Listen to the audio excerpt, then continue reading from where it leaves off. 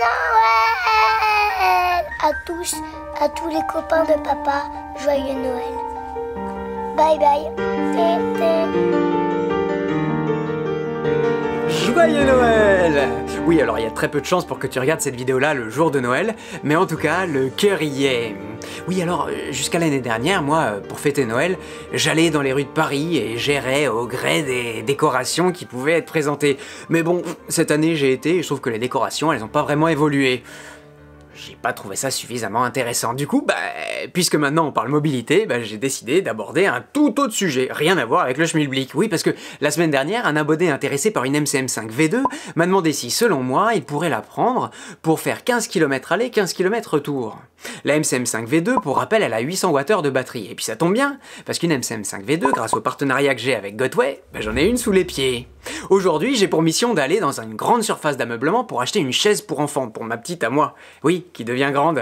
Alors, il faut remplacer la chaise bébé. Ce genre d'endroit, en général, c'est en voiture qu'on y va, mais tu vois, même pour ce genre de déplacement-là, la voiture, ça commence à sérieusement me gonfler. Alors j'ai pris ma MCM5 V2 que j'adore et dont j'arrête pas de te parler, et 15 km aller, 15 km retour. J'adore cette roue, vraiment la MCM5, ça me fait plaisir de faire encore une vidéo dessus pour te dire à quel point elle est chouette cette roue-là. Je l'avais dit dans la review, c'est une roue pour moi intramuros et plus si affinité. Mais le problème c'est que de plus en plus, j'ai de l'affinité avec le plus de plus. Et du coup, là on va voir aujourd'hui si j'arrive à la limite de ce qu'elle peut donner. Normalement c'est faisable, 30 km c'est largement dans ses cordes. Mais dans quelles conditions, jusqu'où ça peut aller? Ce que je voudrais t'expliquer dans cette vidéo, c'est que de la batterie, en roue électrique notamment, il n'y en a jamais assez.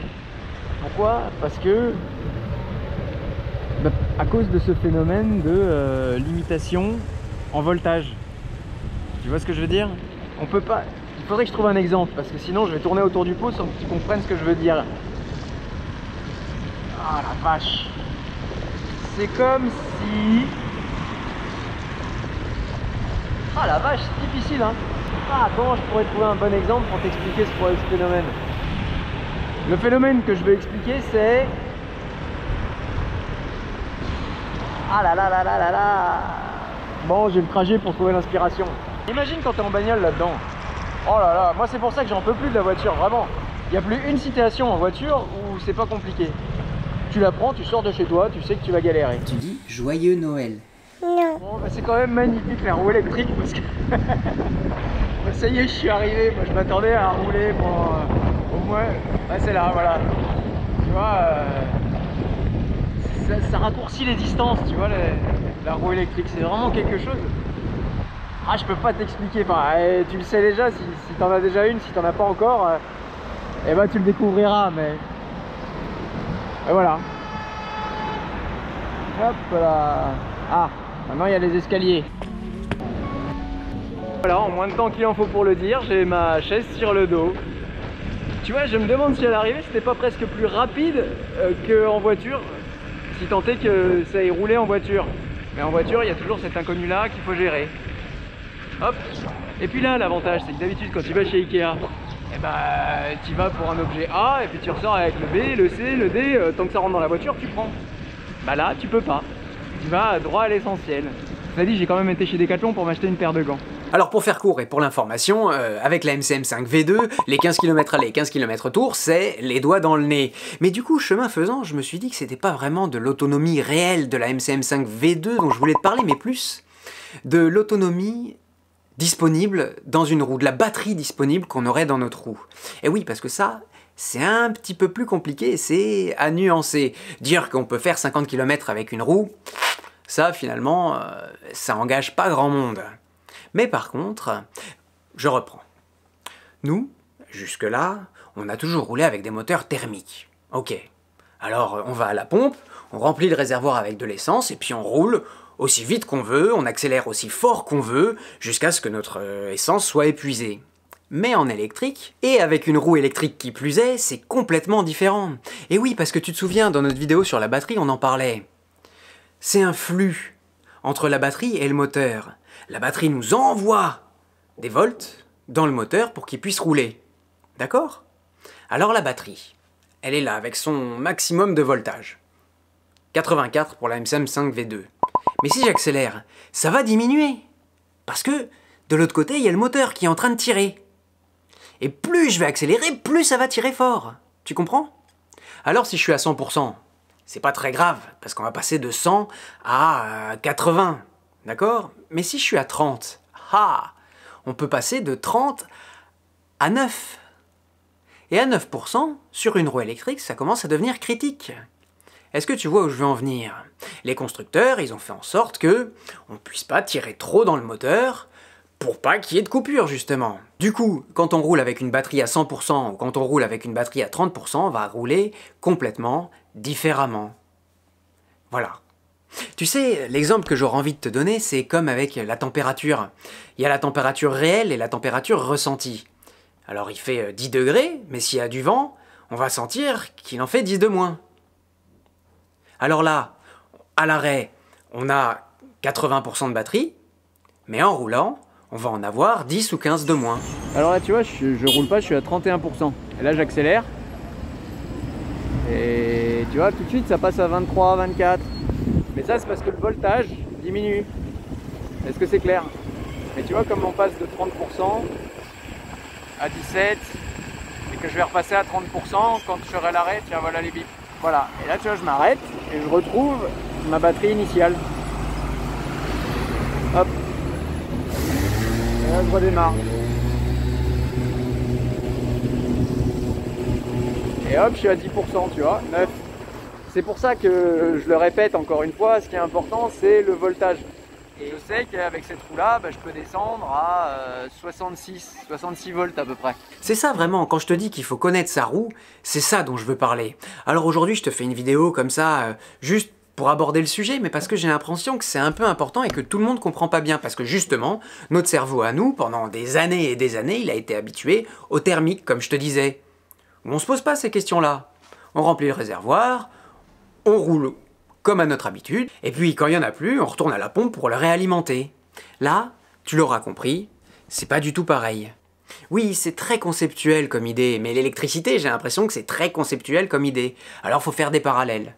Le flux, c'est un peu pareil. Tiens, j'ai une fontaine chez moi, tu vois? Alors, quand je me sers un verre d'eau, le niveau, il diminue. Je me dis, mince, il n'y a plus d'eau. Et puis après, ça, il commence à se stabiliser. Et bien pour la batterie, c'est un peu pareil. Voilà. Maintenant, tu comprends pourquoi c'est difficile de parler d'autonomie réelle quand je te parle d'une roue en particulier. Il y a déjà l'utilisation, on pèse pas tous le même poids, on n'accélère pas tous de la même manière, on va pas tous à la même vitesse et on roule pas tous sur les mêmes routes. Il y en a qui vont rouler à plat et d'autres en montée. Il y a aussi que la batterie, elle n'est pas la même toute l'année. En fonction de la température extérieure, elle va avoir tendance à varier. Mais en plus de tout ça, si je devais te donner une autonomie, je devrais te donner l'autonomie où la roue est au maximum de sa capacité, ou alors l'autonomie jusqu'à épuisement total de la batterie, ou alors il faudrait faire une moyenne, mais tu vois, ça commence à franchement se compliquer. Bref, finalement, l'autonomie annoncée par les constructeurs, je trouve que c'est déjà pas mal, ça donne une bonne idée. Après, on diviserait peut-être par un coefficient qu'on aurait évalué à force de rouler. Oui, si moi je sais que je roule vite, que j'accélère fort, je prends les 50 km annoncés par le constructeur et puis je lui appose mon coefficient à moi. Coefficient gros rouleur, coefficient tranquille ou coefficient... Tu m'as compris quoi. Enfin voilà. C'est pas un gros sujet, je sais, mais je pense que c'est quelque chose qui n'est pas dans la philosophie quand on se lance dans la mobilité électrique. Et du coup, ça me paraissait intéressant quand même d'en parler. Au-delà de la batterie, dont on a déjà un peu parlé, dont on reparlera, il y a 1 million de sujets juste sur la batterie, mais celui-là, il me paraissait important, tu vois. Quand quelqu'un voit marquer 50 km d'autonomie, il ne sait pas si c'est vrai. Il ne sait pas parce que, en vrai, c'est pas vrai. Jamais. Moi, j'ai toujours tendance à diviser, mais bon, c'est comme ça qu'il faut demander à droite, à gauche. Alors cet abonné, il a eu raison de me demander. Et moi, tu vois, ça m'a pas dérangé. Bon, oui, je dirais que la MCM5, les 50 km, tu peux les faire tranquillement. En roulant à fond à l'aller, un peu plus doucement au retour. Tout ça, évidemment, si c'est sur terrain privé que ça se passe. Sinon, c'est 25 km/h. Et pour le coup, c'est plus linéaire comme utilisation, tu vois. Allez, Maintenant, je te dis à la semaine prochaine, peut-être, sinon à celle d'après pour une nouvelle vidéo et un nouveau sujet. D'ici là, tu peux liker et partager cette vidéo pour la faire exister sur les réseaux. Tu peux aussi penser à t'abonner si ce que je fais te plaît. Et même si aujourd'hui c'était un peu plus précipité, mais tu sais qu'il est bientôt l'heure de la fin de la sieste et que je dois remonter pour pouvoir prendre la petite et la mettre sur sa nouvelle chaise, tu vois. Et oui, pour le goûter. Allez. Dans un même ordre d'idée, tu vois, depuis quelques années, tous les dimanches matins, je vais avec des copains jouer au frisbee. Alors avant c'était à côté de la maison, mais maintenant, à cause de la pandémie, eh ben, c'est à Sceaux. Sceaux, c'est 12 km de chez moi. Du coup, pendant un temps, je me disais, bon, il fait pas très beau, c'est très loin, j'y vais pas. Eh oui, et du coup, j'ai arrêté de faire du sport, complètement. Depuis quelques temps, je m'y suis remis, et plutôt qu'y aller en scooter ou en voiture, parce que ça m'embête franchement, eh ben, j'y vais en route tous les matins, enfin tous les dimanches matins. Et non seulement je prends mon pied sur la route, en plus je prends mon pied en jouant, et puis c'est tout. T'as compris l'idée, c'est-à-dire je fais 12 km aller, 12 km retour, j'ai pas de problème de batterie, alors évidemment le retour je le fais moins rapidement que l'aller, pour toutes les raisons que je t'ai expliquées, mais de toute façon à 25 km/h, normalement, bon, ça va quoi, t'as le temps de voir venir. Mais tu vois, je voulais t'expliquer ça aussi, encore une fois, tu vois, je prends un chemin que j'aurais jamais pris d'habitude, là on est sur les pistes cyclables, une piste verte où il y a plein de gens qui font du sport, c'est génial, c'est cycliste, donc on a le droit d'y aller. Et puis voilà, enfin c'est je viens d'avoir un, je sais j'en ai déjà parlé la semaine dernière, je viens d'avoir un ami au téléphone, et je lui ai demandé comme ça pour avoir un avis, je lui ai dit, pour toi la roue ce sera jamais, c'est quand même quelqu'un que je connais bien, hein. Il me dit, ah non moi jamais. Je lui dis, mais pourquoi? Il dit, manque de stabilité. Ah. Et pourquoi manque de stabilité? Il dit, bah parce que c'est technique. T'as plus de stabilité sur 2 roues que sur une, et t'as plus de stabilité sur 4 roues que sur 2.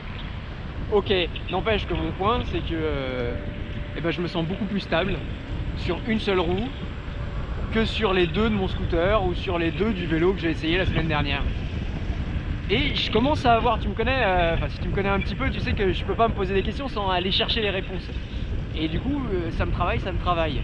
La réponse que j'ai aujourd'hui, même si je pense que je ferai une vidéo dédiée où je me répéterai, c'est que en fait, on est sur la roue comme on est à pied. Il n'y a pas, c'est pas une extension de soi. Tu vois, là, hop, je veux freiner parce que je vois la voiture, je freine parce qu'il y a la voiture. Il me laisse passer, c'est sympa. Mais c'est pas. Quand j'ai fait la vidéo pour dire que c'était génial la roue, certains ont dit que oui, mais il n'y a pas de freinage d'urgence. C'est vrai, sauf que c'est un inconvénient dans certains cas. C'est surtout un avantage parce que ça te permet d'appréhender la route d'une manière complètement naturelle. L'homme, alors bon, quand il doit freiner, eh ben, il freine avec ses ressources naturelles. Il n'y a pas des freins. Je sais pas comment t'expliquer. Oui, évidemment, je mettrai plus de temps à m'arrêter. Quoique, faudrait tester. Mais je le ferai de façon plus naturelle. C'est comme si Chang, j'ai déjà parlé de lui, j'aime bien ce youtubeur, si tu parles anglais je t'invite à le suivre. Il a dit là dans une vidéo, c'est comme des chaussures à nos pieds. À un moment on marche et les chaussures elles marchent avec nous. Bah là c'est pareil, la roue, moi j'avance et la roue elle avance avec moi.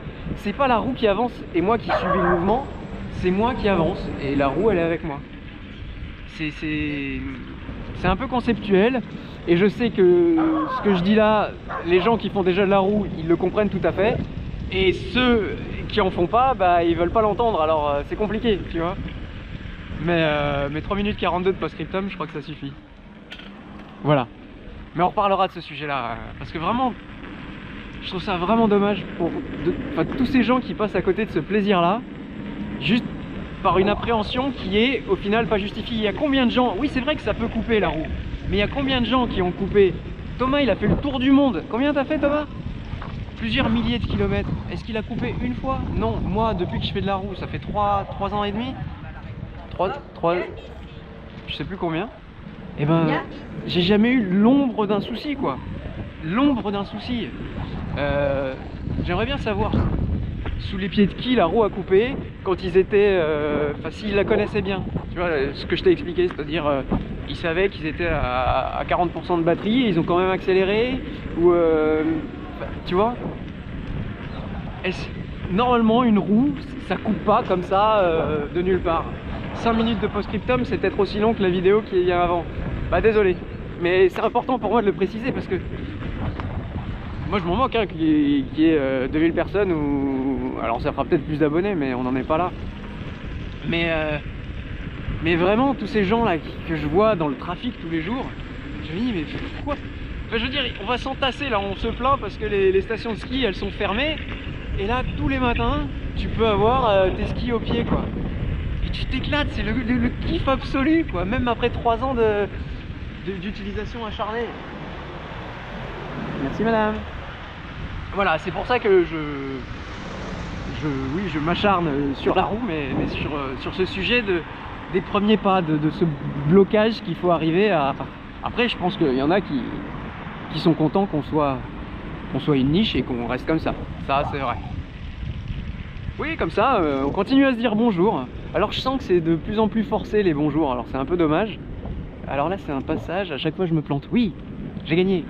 Bah tu vois, là, je suis quand même bien, non? Je sais, je papote, mais j'arrive pas à m'arrêter.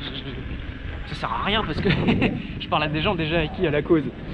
Enfin, encore une fois, je plaide pour rien, moi, juste je propose. Voilà. Hop, et là, on reprend la route.